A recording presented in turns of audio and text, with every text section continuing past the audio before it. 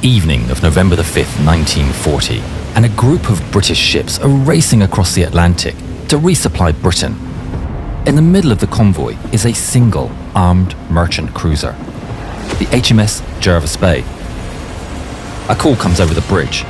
Unidentified ship spotted. Hard to port. Captain Edward Fegan immediately orders the Jervis Bay to turn towards the ship and out of the center of the convoy. He orders a challenge signal to be flashed across the waves. Send the code. Seconds pass as they wait for the ship to respond.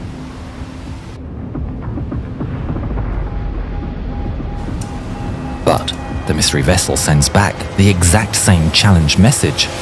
The British know that no friendly ship would answer in that way. It must be the Germans. Sound action stations. Alarms ring out across the Jervis Bay as men rush to their posts, manning guns and preparing the ship for battle. Back on the bridge, Fegan's blood runs cold as he realizes what he's looking at. It's a pocket battleship. It's KMS Admiral Scheer, one of Germany's most formidable warships. She's bristling with guns and bears enough firepower to devastate the convoy. HMS Jervis Bay is no match for a pocket battleship. A direct engagement will only end one way. But if he can just keep the Scheer from getting close to the convoy, then maybe he can buy time for them to escape. Get the convoy away. Send up the flares and lay down the smoke. Aye, sir. The evening room is illuminated by a burning red glow as Jervis Bay launches her signal flares high into the sky. The merchant ships break out of their columns and begin turning to starboard. The captains strain the engines and rudders to the limits as they work hard to avoid collision with one another. Aboard Jervis Bay, sailors throw smoke floats into the water and huge clouds of grey smoke billow into the air. In seconds, the convoy disappears behind the haze. Fegan knows what he has to do.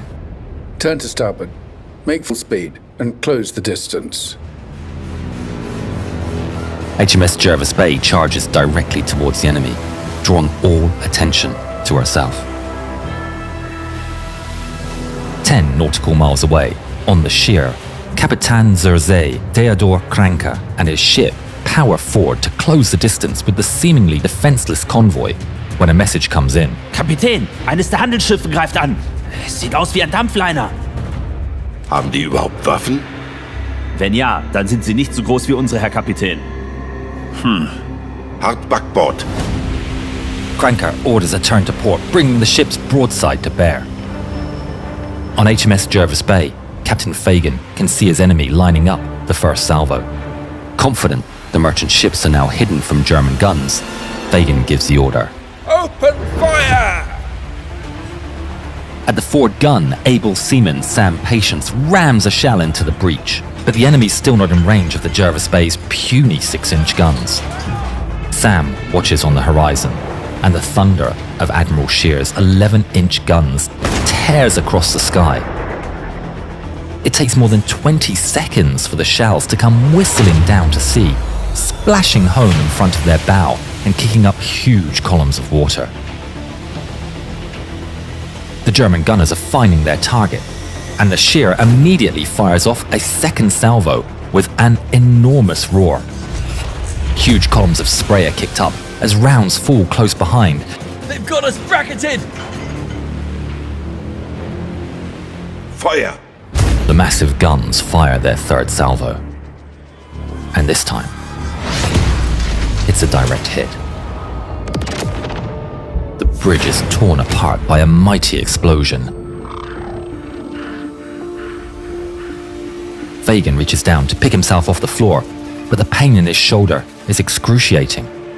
It's at this point he realizes his arm is missing.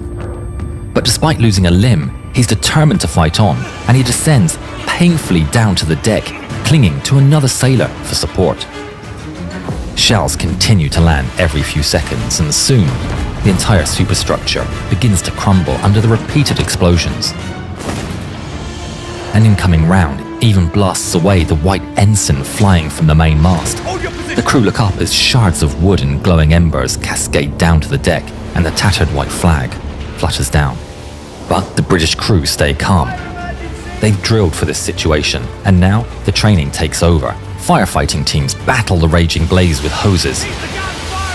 Surviving gunners stay at their posts. A sailor dashes past and climbs up the shattered mast with the help of a crewmate and nails up a fresh white ensign.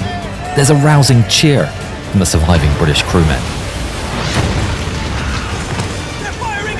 Fegan fights through the searing pain as he considers his next move. Hold your positions! They're lining up another salvo! He sees that the Scheer has begun firing its secondary 6-inch guns at the fleeing merchant ships. Jervis Bay's continued resistance is the only thing stopping the German ship from unleashing its main guns on the convoy. Fegan pulls himself to his feet. With the bridge destroyed, he's got to get to the rear control compartment. From there, he can steer the ship and issue orders. His body's close to failing, but he moves as fast as he can, supported by a crewmate. Meanwhile, Sam and his team are firing off their weapon as rapidly as they can. He rams another round home and waits for the blast. The shell arcs away, and Sam watches as it plunges harmlessly into the water. The Scheer remains untouched. We might as well be throwing spuds. They may not be inflicting any damage, but they know that every round keeps Scheer from closing in, buying precious time for the convoy to escape. Sam readies himself to send another round downrange, but suddenly, he's blown off his feet by an enormous, shuddering blast. He feels a sharp stabbing pain and slams down onto the deck. Then his world goes black. On the Scheer, Captain Kranke watches the fires burn across Jervis Bay. It's still blocking his most direct route to the merchant ships, and despite the damage, a single 6-inch gun keeps firing in his direction. The British shells do no harm, but the risk of a lucky hit plays on his mind, so he can't just sail past. Neither does he have the time to bypass her. Wenn dieses Schiff sich nicht ergibt, muss es vernichtet werden.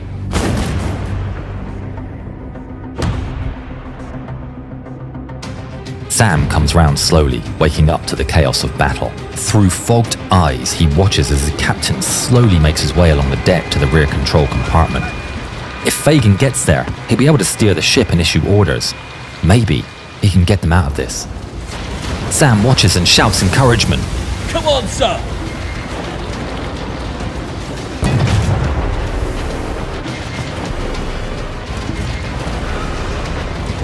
Fegan finally approaches his destination as a German shell flies in. The room is blasted apart. Sam braces himself against the force of the blast and looks on in horror as Fegan disappears into a whirl of flames and shrapnel.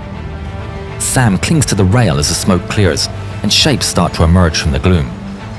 Peering through the swirling battle, he finally sees the body of his captain lying motionless.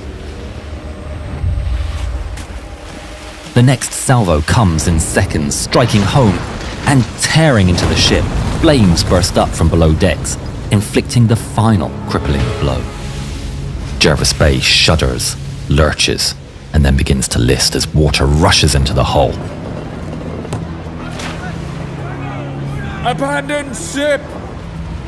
All around, sailors put on their lifebelts and begin evacuating. Dazed and injured, Sam suddenly finds himself alone. All the lifeboats have been deployed. His only option is to jump. He stares down into the icy water. Like many others on board, he can't swim. Gotta get out of here.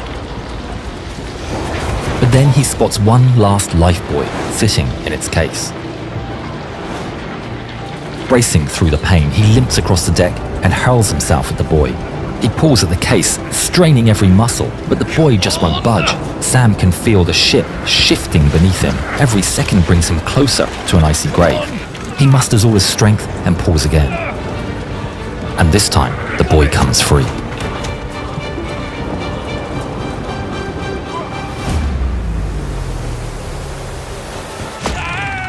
Sam jumps. He crashes down into the water, breaking through the surface and feeling the air knocked out from his lungs. He fights with all his strength, kicking and pulling himself until he reaches the surface, gasping and coughing. He takes a quick look at the sinking Jervis Bay, and he's horrified to see there are still men on board who can't swim and won't risk jumping in. He's no idea where to go. Perhaps he can find one of the lifeboats. already shivering, he begins paddling away into the night. On the bridge of the Scheer, Captain Kranke can't help but admire the sacrifice of the enemy crew. Gott weiß, diese Männer haben sich ihr Land verdient gemacht. But now he can start the pursuit. Peering into the dark, he spots SS Rangitiki, a large transport ship steaming away in the distance. He sets course and begins the hunt. Hart Steuerbord. Feuer auf den dicksten Brocken. Rangitiki twists and turns, changing course to try and avoid the German warship. But the Scheer launches a salvo and scores a direct hit on the ship's stern. Rangitiki is badly hit and trailing columns of black smoke. Kranke's confident that he's bagged his second kill of the evening, but then watches in frustration as the massive ship disappears into a smokescreen. Night falls, and a few miles away, Sam struggles in the freezing water. His injuries are agonizing, and the cold stabs him like 1,000 tiny needles. He doesn't know how much longer he can keep this up. But then, he spots a small shape in the dark, and hears familiar voices drifting across the waves. There are men in a lifeboat, looking for survivors. He paddles himself closer, fighting through the waves. Using the last of his energy, he drags himself up into the boat. Sam collapses exhausted among the feet of his fellow sailors, and the men huddle together for a long, cold night. They watch as HMS Jervis Bay finally slips beneath the waves. The white ensign that they had proudly erected is the last thing to disappear. All that's left behind is a field of debris, and the men who didn't make it out alive. In the distance, they can see the flashes and hear the echoing booms as KMS Admiral Scheer chases down another merchant ship. Flashes of light blaze on the horizon as the German Potter battleship fires off another salvo. Explosions tear through the sky as a merchantman is hit and starts going down. But on the bridge of the Scheer, Captain Kranke grows impatient. He spent so long fighting HMS Jervis Bay that now he's hunting in the pitch black. Finding the merchant ships is taking far too long, and he's running low on ammunition. Stellt den Angriff ein. Wir jagen hier Gespenster. KMS Admiral Scheer slips away into the vastness of the ocean. Never thought it would be so cold. Silence descends upon the North Atlantic. The men in the lifeboat know that the chance of rescue is low. The merchant ships have strict orders to continue to Britain.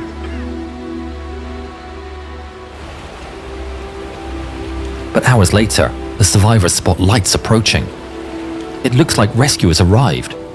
Help us! The men shout and wave their arms. We are here! As a big boat comes alongside, they hear strains of a foreign language. What is it there? They glance around nervously. Are they about to become prisoners? But the ship isn't German. It's the Swedish freighter Sturehorn. Kapten, överlevande! The ship's crew haul the freezing men up onto the deck.